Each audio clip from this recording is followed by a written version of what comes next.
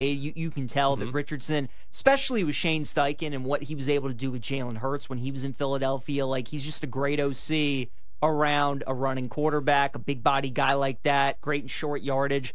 So that's why I like Indianapolis, the upside of Anthony Richardson. I also think, too, Jenks, like there's so much love for Houston in this offseason, and I think a lot of people forget just how close the Colts were to winning that division last year, with Gardner Minshew starting essentially 3/4 of the season for him. Remember, the Colts and Texans played on the final week of the regular season, and the Colts, if that running back catches that fourth down pass, they win that game, go to the playoffs, right? Yeah. So the margin was not that big, and because Houston is this fun, young, incredible team, and C.J. Stroud is so great, like it clouds people into thinking that Houston is just so much better to Indianapolis. But really, they were right there, and that was with Minshew starting essentially the whole year. I think Shane Steichen is a fantastic coach. What he was able to do with Minshew. See, Jenks, it's one thing to keep a team like playing good football throughout the season, but when you go from a mobile quarterback to a pocket passer and you're able to adjust your offense like that and you're still able to put up points and win games,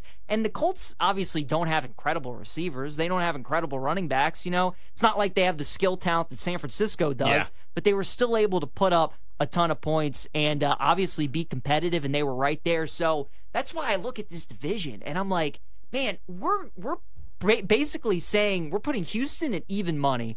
Jacksonville's plus 275, Indy's plus 325. We're saying that the Texans beat the Colts by like 3 games in the division last year when really Indianapolis was right there. I know Houston got better and they added guys, but I think the Colts got a lot better too. And Richardson is coming back from injury. So I just think this is one of your classic cases where the teams are a lot closer than what people realize, but because there's so much love and hype around Houston, and maybe they went a sexier 10-7 than like some other teams did, then they're priced much higher. But I think there's great value on the Colts in this division, and they were so close last year with Minshew. If Richardson can stay healthy, which is a big if, I think there's great value on them. Yeah, I agree. And I'm always wary of teams where they become that sexy pick during the offseason, or it's based on one season and people lose their minds. And listen, they were great last year. There's no question. And when you look at Stroud, and when you look at Will Anderson defensively, and when you look at them signing Stephon Diggs and that receiving core, which is fantastic,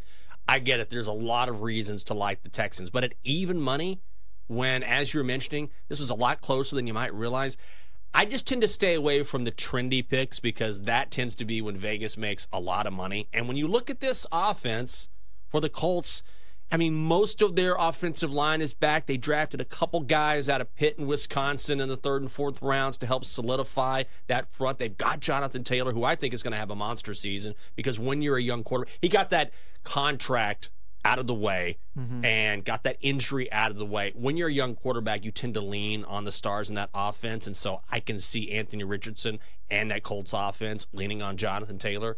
But also, if he's a guy that becomes, and he has a lot of potential, and maybe he's not the best thrower, but if he can perform at a level that Gardner Minshew performed at, which I think is attainable this year, then yeah, why not take a shot on the Colts? Defensively is where I'm worried, only because they have some issues in the secondary. Up front, there's a lot to like on that defensive line. They run a 4-3, and last year they had problems getting to the quarterback, so that's one of the reasons they drafted Latu. That's one of the reasons why they signed Raekwon Davis to have more of a healthy rotation.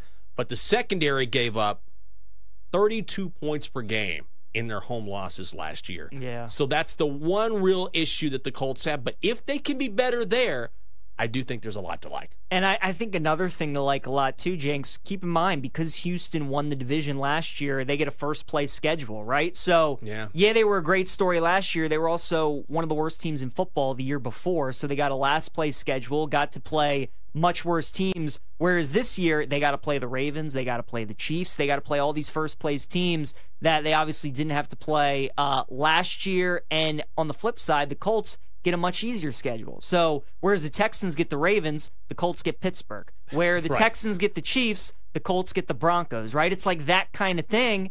And obviously, as we know, I mean, every game in the NFL could be the difference. So much easier schedule, too, for the Colts to navigate, which I think is huge.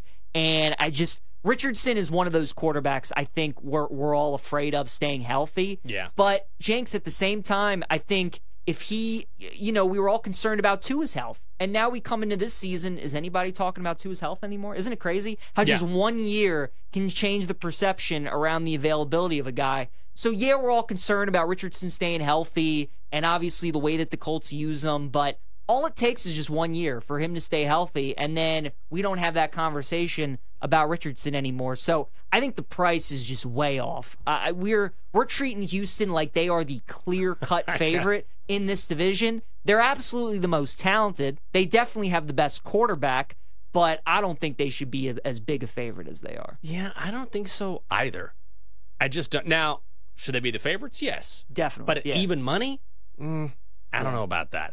When you look at player props, and we've got a lot listed here from Anthony Richardson to Michael Pittman Jr., their stud receiver, to Jonathan Taylor, any of these props stand out to you? I will say that I would maybe lean to the under when it comes to Anthony Richardson's passing yards. Not because that I don't think he's going to be an effective quarterback, but certainly I would like the over when it comes to his rushing yards, because what Shane Steichen does like to do is create a lot of design runs for Anthony Richardson. Now, does it open him up to maybe more injury? Yes, but he still has some refinement to make as a passer in the NFL. One thing we do know is that the guy can run. And a young quarterback, we've seen this forever, right? Until they learn to maybe develop patience in the pocket or become a better passer, they're more willing to take off, especially if they can run. And certainly Anthony Richardson can. So I would probably lean to the over when it comes to his rushing yards prop, which is set at 525.5, slightly juiced to the over at -115. That's one bet I do like on the board. What about you? I would probably go with his over rushing touchdowns at 7.5. I agree with you. They're still going to rush. They're still going to run him. Steichen's great at the design run game. He's still a young quarterback. He's only